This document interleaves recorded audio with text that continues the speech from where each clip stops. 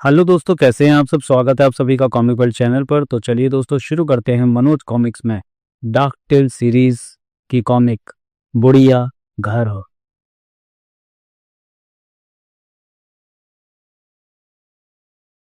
बुढ़िया घर। 60 वर्ष की उम्र में भी दुर्गा देवी को अपने गुड़िया घर से उतना ही लगाव था जितना 6 वर्ष की उम्र में था।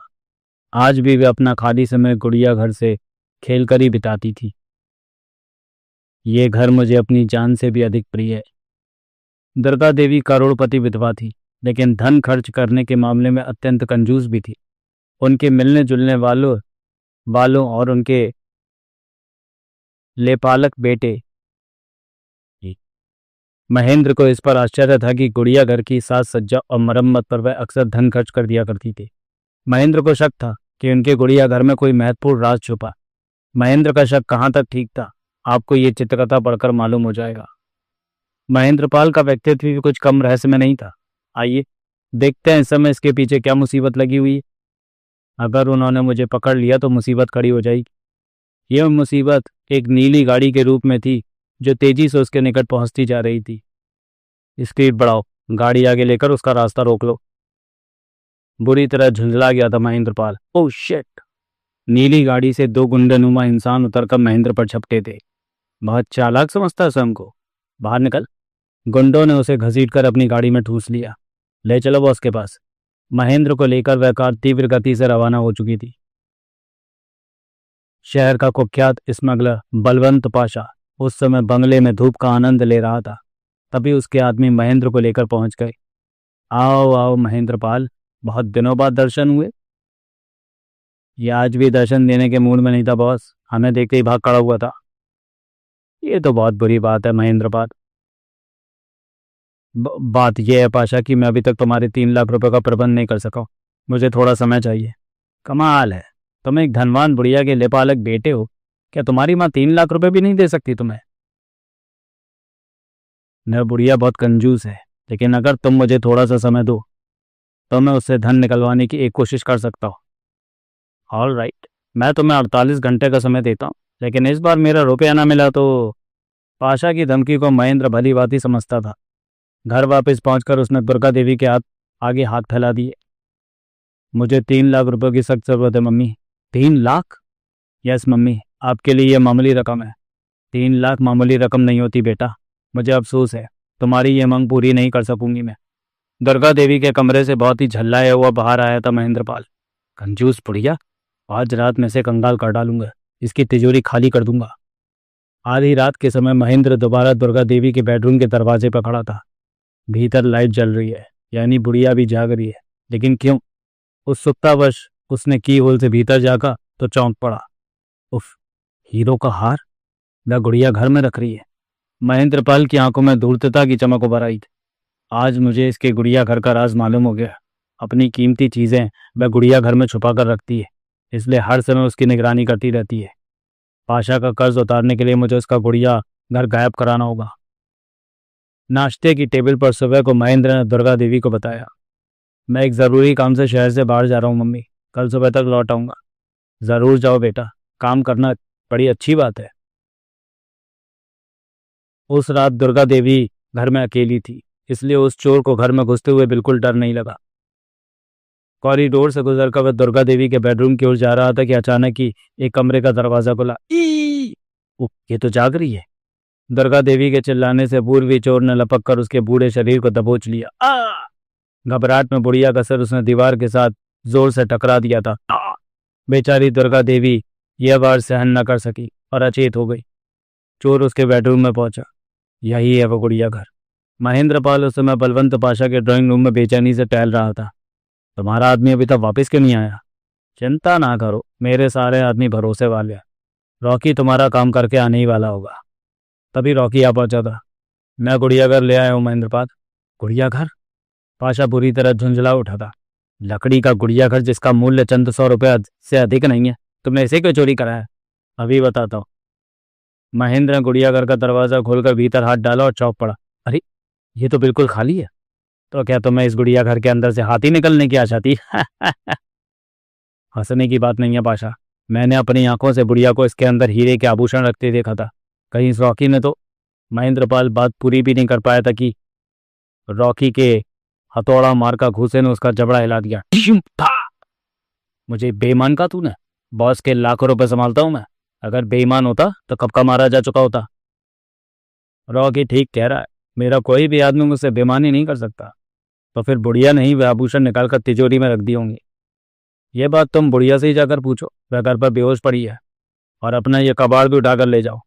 महेंद्र ने गुड़िया का उठाया और आतिशदान में डाल दिया। इसे साथ ले जाकर मरना नहीं है मुझे। आज इस मनुष्य गुड़ियाघर से हमेशा के लिए मेरा पीछा छूट जाएगा। लकड़ी का गुड़ियाघर धूं कर जल उठा था। महेंद्र जब घर पहुंचा तब तक दुर्गा देवी उसी स्थान पर निश्चेष्ट पड़ी थी। ओह, इसका तो काफी खून निकला है। अगर मर गई तो मुझे रोटी के भी लाले पड़ जाएंगे।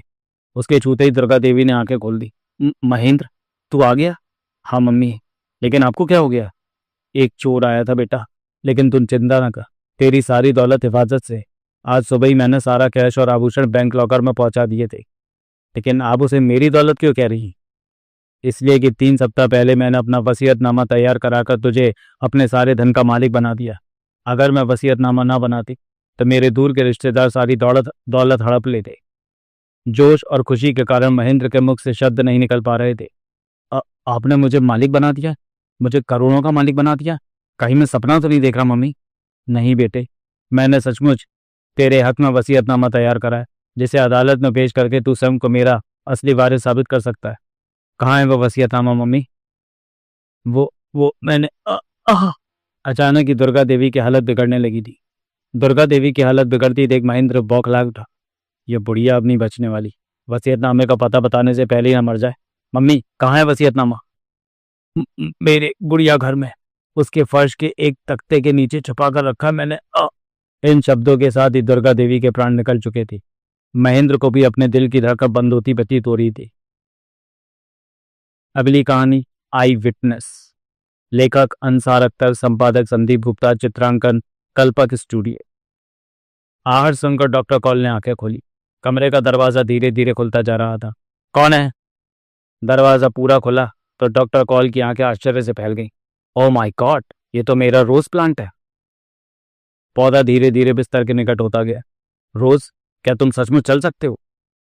डॉक्टर कॉल का आश्चर्य का दूसरा झटका लगा, क्योंकि पौधे में से एक मध्यम स्वर उभरा था। यस डॉक्टर कॉल, मैं चल भी सकता हूँ और बात भी कर सकता हूँ। यानी मेरा प्रयोग सफल रहा। मैंने साबित कर दिया कि पेड़ पौधे बोल भी सकते। मैं सफल हो गया, मैं सफल हो गया। अगले ही पल डॉक्टर के कानों से एक कर्कश स्वर टकराया। कॉल, ये क्या हरकत है? आंखें खोलो, आए। इस आवाज के साथ डॉक्टर कॉल का सपना टूट गया। गीता, तुम प्लीज होश में आओ। कॉल, सपना देखकर बच्चों की तरह शोर मचा रहे हो। ओ गीता, मुझे जगाकर तुमने ठीक नहीं किया। मैं अपने रोज प्लांट से बात कर रहा था। उफ कॉल, तुम हर समय पेड़ पौधों के विषय में ही क्यों सोचते रहते? मैं एक वैज्ञानिक हूँ और ये साबित करना चाहता हूँ कि अगर प्लांट्स लिविंग थिंग है तो उन्हें अन्य जीवों की तरह बोलना और चलना भी चाहिए। ये एक मूर्खतापूर्ण विचार है। पौधे भला कैसे बोल सकते हैं? बोल सकते हैं गीता, मैं पौधों को बोलना सिखा सकता हूँ। कल जीव विज्ञान पर जो सेमिनार होने जा रहा है उसमें मैं इसी विषय पर बोलूंगा। अच्छा, जो तुम्हारे मन में आए करो, लेकिन मुझे अब सोने दो। अगले दिन सेमिनार में, When plant can grow, it can eat, it can feed and breathe। तो वह बोल भी सकते हैं, मेरी और आपकी तरह बातें कर सकते हैं। युवा वैज्ञानिक इंद्रजीत अपनी हंसी को रोक नहीं सका। ये क्या कह रहे हो डॉक्टर कॉल? Behave yourself. मैंने कोई जोक तो नहीं सुनाया? ये एक जोक ही तो है। पेड़ पौधे बोलने लगे तो इससे बड़ा चुटकुला क्या होगा? मेरे लॉन में खड़ा पेड़ मुझे पुकार कर कहेगा, इंद्रजीत डियर, जरा मेरे लिए एक प्लेट बढ़िया खाद मंगा दो। इंद्रजीत के साथ हॉल में बैठे सभी लोग ठहाके लगाने लगे। ये सब मेरा मजाक उड़ा रहे हैं, लेकिन मैं इससे निराश होने वाला नहीं हूँ। मुझे अपनी बात सच साबित करके दिखानी है। बहुत हंस लिया आप लोग, अब मेरी बात ध्यान से सुनिए। मैं प्रण करता हूँ कि एक दिन इसी हॉल में आप लोगों के सामने इंसानों की तरह बोलते हुए पौधे को लेकर आऊंगा। ये मेरा वादा है। प्रयोगशाला के नीचे बने तहखाने में गुलाब के एक पौधे की विशेष रूप से परवरिश कर रहा था डॉक्टर कॉल। मुझे अपनी बात साबित करके दिखानी है। हर रोज की तरह आज भी उसने रोज प्लांट को कई इंजेक्शन लगाए। तुझे एक दिन बोलना ही होगा रोज। फिर वह रेडियो नुमा एक मशीन उठा लाया और उसके बारीक तारों को पौधे के साथ अटैच किया। ये तार और इनसे जुड़ा एम्पलीफायर तेरी आवाज़ को मेरे कानों तक पहुंचाएगा। मशीन के साथ हेडफोन भी अटैच था। हेलो रोज, क्या तुम मेरी आवाज़ सुन रहे हो? हेडफोन में कोई स्वर नहीं सुनाई दिया। कई घंटे तक प्रयास करने के बाद डॉक्टर कॉल ने हेडफोन कान से उतारा। मैं निराश होने वाला नहीं। रोज, अभी तेरी परवरिश में कुछ कमी है। मैं कुछ और दवाइयाँ बनाऊंगा और तुझे बोलने पर विवश कर दूंगा। उस दिन के बाद से डॉक्टर कॉल दिन रात अपने प्रयोग को सफल करने में जुट गया। इस बीच एक दिन युवा वैज्ञानिक इंद्रजीत डॉक्टर कॉल से भेंट करने आ पहुंचा। आप काफी व्यस्त लगते हैं डॉक्टर कॉल। हाँ, मैं अपने प्रयोग को सफल बनाने में लगा हूं। वही पौधों को बुलवाने वाला प्रयोग। यस, लेकिन तुम यहाँ क्यों आए? उस दिन तुमने ही मेरा मखौल उड़ाया था। ये बात ही मखौल वाली है डॉक्टर। मैं आज भी यही कहूंगा कि पेड़ पौधे कभी नहीं बोल सकते, कभी नहीं। तुम मूर्ख हो। आओ मेरे साथ। अरे, ये क्या कर रहे हो डॉक्टर? डॉक्टर कॉल उसे खींचकर तहखाने में ले आया। देख, ये है वो रोज प्लांट जो तुम्हारे प्रश्नों का उत्तर देगा। आए। क्या यह पौधा बोलता है? अभी नहीं बोलता, लेकिन एक दिन बोलने लगेगा, हंसने लगेगा और मुझे तो अभी से हंसी आ रही है डॉक्टर कॉल। लगता है आपका दिमाग सचमुच चल गया है। इंद्रजीत पर हंसी का दौरा पड़ गया। कर, ये कमीना हमेशा ही मेरा मजाक उड़ाता है। डॉक्टर कॉल ने झल्ला कर कुदाल उठाया और इंद्रजीत की खोपड़ी खोल डाली। ठाक आई! मार डालूंगा। कुछ क्षण बाद डॉक्टर का क्रोध कम हुआ तो, हे भगवान, ये तो सच में मर गया। स्वयं को कानून की पकड़ से बचाने का एक रास्ता ढूंढ निकाला डॉक्टर कॉल ने। लाश यहां दफन कर देता हूं, किसी को पता भी नहीं चलेगा। ठाक ठाक। लाश गड्ढे में डालकर उसने जमीन को हमवार कर दिया। अब कोई मेरा मजाक नहीं उड़ाएगा। इस घटना के एक सप्ताह बाद डॉक्टर कॉल ने रोज प्लांट में एक विचित्र परिवर्तन देखा। शू शाय शाय। अरे, मुझे देखते ही ये हिलने लगा है, जैसे बात करना चाहता है। उसने तुरंत हेडफोन युक्त एम्पलीफायर पौधे के साथ अटैच कर दिया। रोज, रोज, क्या तुम मेरी बात सुन रहे हो? हेडफोन में कुछ अजीब सी आवाजें उभरी। री री रा वा वुश। हे भगवान, ये तो अक्षर है। रोज बोलने का प्रयास कर रहा है। डॉक्टर कॉल के भीतर जोश का समुद्र उमड़ पड़ा। बोलो रोज, तुम बोल सकते हो। अक्षरों को आपस में मिलाकर बोलने का प्रयास करो। आई! हे भगवान, ये पौधे की चीख थी। शाख हिलाने पर इसे दर्द हुआ है। बोलो रोज, तुम बोल सकते हो। ये तो सचमुच ये तो सचमुच चीख रहा है। मेरी मेहनत सफल हो गई। लेकिन पौधा अभी शब्द व्यक्त नहीं कर रहा था। इस इंजेक्शन से तुम्हारी ऊर्जा में बढ़ोतरी होगी रोज। मुझे विश्वास है तुम बोलने लगोगे। 1 घंटे बाद डॉक्टर कॉल ने पौधे को पुकारा। रोज, क्या तुम मेरी आवाज सुन रहे हो? हाँ। बम मारा। मेरा प्रयोग सफल हो गया। रोज बोलने लगा है। डॉक्टर कॉल ने यह खुशखबरी सबसे पहले अपनी पत्नी गीता को सुनाई। गीता, माय डार्लिंग, मुझे बधाई दो। मैंने एक चमत्कार कर दिखाया। मेरा रोज प्लांट बोलने लगा है। सच कह रहे हो? सच्चाई दिखाने के लिए वे गीता को रोज के पास ले आया। तुम स्वयं रोज से बात करके देख सकती हो। अपने जोश पर काबू पाते हुए गीता ने आवाज दी। रोज, क्या तुम सचमुच बोल सकते हो? Yes madam. गीता भी खुशी से दीवानी हो गई। Oh call dear, you are genius. तुम्हारा यह आविष्कार विज्ञान की दुनिया में प्रलय ले आएगा। पूरा विश्व तुम्हें सम्मान देगा। हे हे हे। अगले दिन डॉक्टर कॉल ने एक प्रेस कॉन्फ्रेंस का आयोजन किया, जिसमें देश की बड़ी हस्तियों के साथ साथ विदेशी मीडिया भी उपस्थित था। डॉक्टर कॉल कोई बहुत बड़ा रहस्य उद्घाटन करने वाले हैं। जल्दी ही डॉक्टर कॉल अपने रोज प्लांट के साथ स्टेज पर प्रकट हुए। अरे, ये सनकी तो पौधा लेकर आया। फिर वही पुरानी रट लगाएगा कि पौधे बोल सकते हैं। उपस्थित जन बेचैनी से डॉक्टर कॉल को पौधे के साथ बिजली की तारों को अटैच करते देख रहे थे। क्या कर रहा है? काम पूरा करके डॉक्टर कॉल ने बोलना शुरू किया। आज मैं अपना वादा निभाने के लिए आपके सम्मुख उपस्थित हुआ। मेरा यह पौधा इंसानों की तरह बोलने लगा है। इससे जुड़े तारों का कनेक्शन मैंने हॉल में लगे लाउड स्पीकरों के साथ जोड़ दिया है। आप में से जो चाहे मेरे रोज प्लांट से बात कर सकता। सबसे पहला प्रश्न एक प्रेस रिपोर्टर ने दागा। मिस्टर रोज प्लांट, क्या आप सच में बोलते हैं? जी हाँ, मैं आपकी तरह ही बोल सकता हूँ और आपके प्रश्नों का उत्तर दे सकता हूँ। सभी लोग इस अद्भुत चमत्कार के लिए डॉक्टर कॉल की प्रशंसा कर उठे। वाह, ये एक महान आदमी का महान कारनामा है। तभी एक अन्य प्रेस रिपोर्टर ने रोज से प्रश्न किया। ये कैसे संभव हुआ मिस्टर रोज? तुम इंसानों की तरह कैसे बोलने लगे? यह डॉक्टर कॉल की मेहनत का नतीजा है। इन्होंने कई महीने तक मुझे तरह तरह की दवाइयों के इंजेक्शन दिए, मगर मैं बोलने के प्रयासों में सफल नहीं हो पा रहा था। फिर एक दिन उन्होंने मुझे इंसानी खाद दी, तो मेरे शरीर में मौजूद दवाइयों के साथ मिलकर उसने मुझे बोलने की शक्ति दे दी। इंसानी खाद? तुम क्या कहना चाहते हो रोज प्लांट? सीधी सी बात है, डॉक्टर कॉल ने इंद्रजीत नामक व्यक्ति को जान से मारकर उसे मेरी जड़ों में दफन कर दिया। उसके शरीर से ही मुझे नई ऊर्जा प्राप्त हुई और मैं बोलने लगा। फिर डॉक्टर कौल ने पुलिस अधिकारी को हथकड़ी लिए अपनी ओर बढ़ते देखा। उफ, मैंने ये तो सोचा ही नहीं था कि रोज प्लांट मेरे अपराध का चश्मदीद गवाह है। समाप्त। अगली कहानी है श्रीमान महामूर्ख। लेखक हैं अंसार अख्तर और चित्रांकन किया है सुरेश डीगवाल ने। रमेश कुमार ने आगंतुक को ध्यानपूर्वक ऊपर से नीचे तक देखा और सवाल जड़ दिया, तो आप मेरा खाली पड़ा मकान किराए पर लेना चाहते हैं मिस्टर विजय? जी हाँ, अखबार में आपका विज्ञापन पढ़कर ही मैं यहाँ आया हूँ। मकान 3 कमरों का है, किराया 600 रुपये महीना होगा और 11 महीने का एडवांस देना होगा। अगर 11 महीने से पहले आप अपनी इच्छा से मकान छोड़ेंगे तो एडवांस वापस नहीं किया जाएगा। मुझे मंजूर है, इतने रुपये तो मैं साथ ही लाया हूँ। विजय अपने नए मकान में पहुंच चुका था। यहाँ 3 कमरे हैं, लेकिन मेरे इस्तेमाल के लिए एक ही काफ़ी रहेगा। विजय मकान की चाबी लेकर चला गया तो रमेश की पत्नी सोनू भीतर आ गई। मिल गया नया किराएदार? यस डार्लिंग, ये संभालो, पूरे 9600 रुपये हैं। शाम तक उसने एक कमरे को झाड़ पहुंचकर अपना बिस्तर लगा दिया। हो गया बेडरूम तैयार। आधी रात के समय जब वह नींद का आनंद ले रहा था, पूरा वातावरण खौफनाक आवाजों से गूंज उठा। भीतर आने वाली आवाज इतनी भयानक थी कि विजय हड़बड़ाकर उठ बैठा। उफ, किस जानवर की आवाज है ये? आवाज का कारण जानने के लिए जैसे ही उसने खिड़की खोलकर बाहर झांका, उसका दिल जोर से धड़क उठा। हे राम! उसने हड़बड़ाकर खिड़की बंद कर दी। ये तो भूतिया मकान है, भगवान मेरी रक्षा करो। पीछे पलटते ही उसे आश्चर्य का तगड़ा झटका लगा। ये कौन है? अपना पूरा साहस जुटाकर उसने चादर का कोना पकड़कर खींचा। अब उसकी सहन शक्ति जवाब दे चुकी थी। मैं भूत प्रेतों से घिर गया हूं, बचाओ! सुबह सवेरे ही वह रमेश कुमार के घर पहुंचा। मैं तुम्हारा मकान खाली करना चाहता हूं। क्यों, क्या पसंद नहीं आया? भला वह भूत बंगला किसे पसंद आ सकता है? मैं वहां नहीं रहूंगा। तो तुम जा सकते हो, लेकिन शर्त के अनुसार मैं एडवांस वापस नहीं करूंगा। रमेश किसी भी तरह रुपए वापस करने को तैयार नहीं हुआ तो विजय खाली हाथ ही लौट गया। उसके जाने के बाद सोनू ने कक्ष में प्रवेश किया। अजी, ये किराएदार तो 24 घंटे भी नहीं टिका। अगर टिक जाता तो हम दूसरा किराएदार कैसे ढूंढते?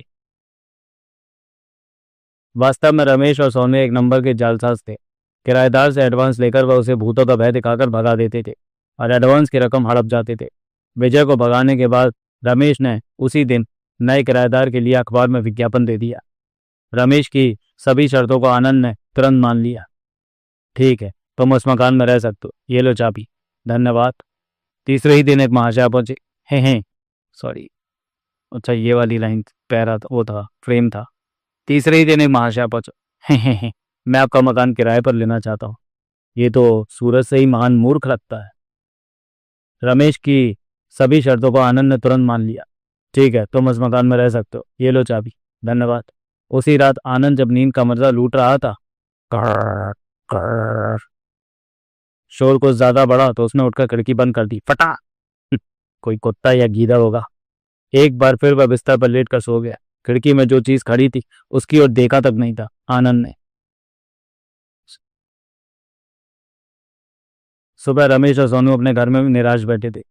3 वर्षों में यह पहला आदमी है जिसने हमें मात दी है। एक बार भी डरा नहीं कम बखत। और तुम कह रहे थे कि यह महामूर्ख है। चेहरे से तो लगता था। आज रात मैं फिर कोशिश करूंगा। मैं तुम्हारी सफलता की कामना करती हूँ। मगर दूसरी रात भी रमेश के साथ हाथ निराशा ही लगी। उफ, कमबख्त सारे खिड़की दरवाजे मजबूती से बंद करके सोया हुआ है। सुबह को वो मुंह लटकाए सोनू के सामने पहुंचा।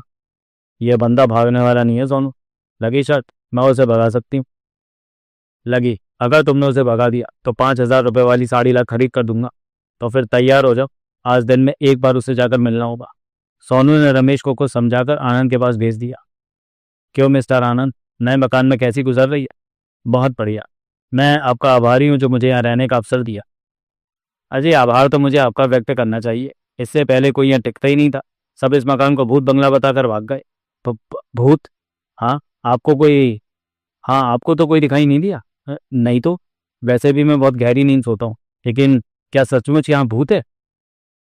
मैं आपको भयभीत नहीं करना चाहता, लेकिन यह सच है कि इस मकान में एक वैम्पायर का निवास है। वैम्पायर? यानी खून चूसने वाली चुड़ैल? भय के कारण आनंद की आंखें फैल गई थी।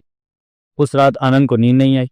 अगर वैम्पायर ने मेरा खून चूस लिया तो मैं भी रक्त चूसक बन जाऊंगा। तभी दरवाजे पर दस्तक हुई। ठक ठक ठक। कौन है? दरवाजा खोलो मिस्टर आनंद। ओह, ये तो मिस्टर रमेश की आवाज है। उसने दरवाजा खोला मगर वहां कोई नहीं था। आए, कहाँ चला गया? मैं इधर बाग में हूँ। वह लपक कर बाग में पहुंच गया। मिस्टर रमेश, कहाँ हो तुम? लेकिन इस बार कोई उत्तर नहीं मिला। अलबत्ता पेड़ के ऊपर से एक नत खरगोश इसके ऊपर गिरा। ठक। उई! आनंद हड़बड़ा कर भागा। हे भगवान, ये उसी वैम्पायर का काम है। कमरे में घुसते उसे दूसरा आघात लगा। ये कौन है? उसने साहस जुटा। शायद मिस्टर रमेश है। चादर के नीचे सोई चीज को देखकर आनंद की आंखें फैल गईं। उफ, वो वैम्पायर!